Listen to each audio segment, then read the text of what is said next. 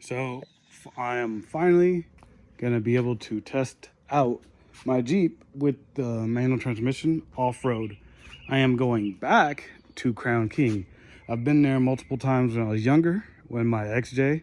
If I find some clips, I'll put them in here. Who's shaky food?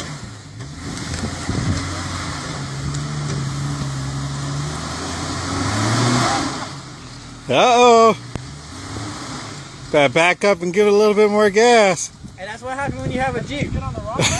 It's a Jeep thing. I know. I could probably pull you out.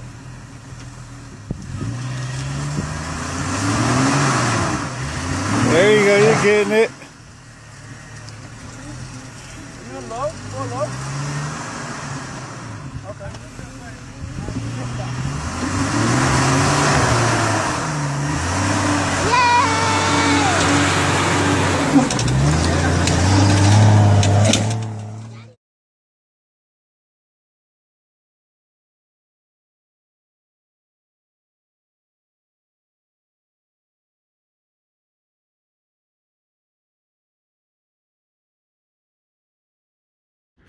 But now I'm going back with my ZJ.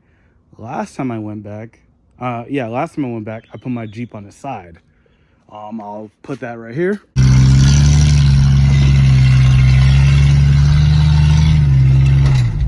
Oh, no!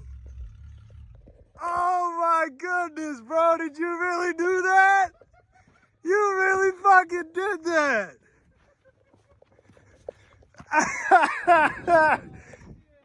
Oh, my goodness, bro.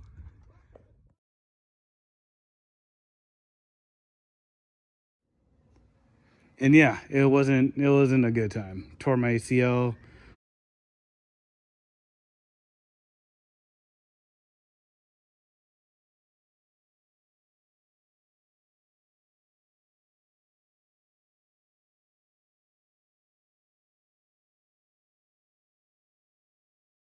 Long story. But anyways, I was driving down the road a couple days ago and I noticed my Jeep had a little bit more body roll.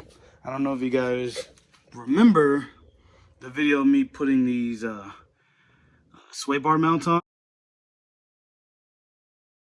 They're kind of just thrown in there, not like put in really good, but I really wanted them, so I thought that would work. They bent. This side actually broke off. Well, didn't break. It just snapped off and I lost the sway bar pin where the sway bar goes through. So I got these.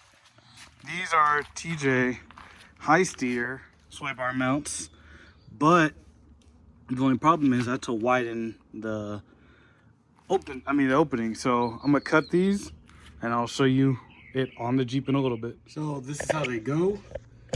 They go over the whole knuckle. I had to widen them because I got the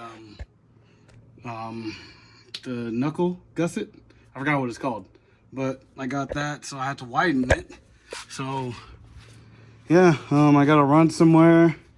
Hopefully I can burn them in before I leave.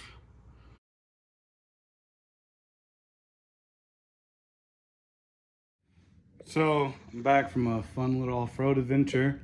It wasn't the trip I wanted because the Jeep started having problems on the way there, started sputtering.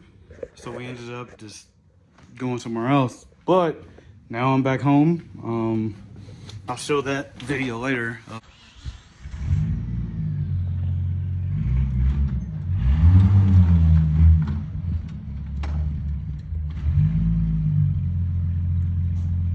Out there.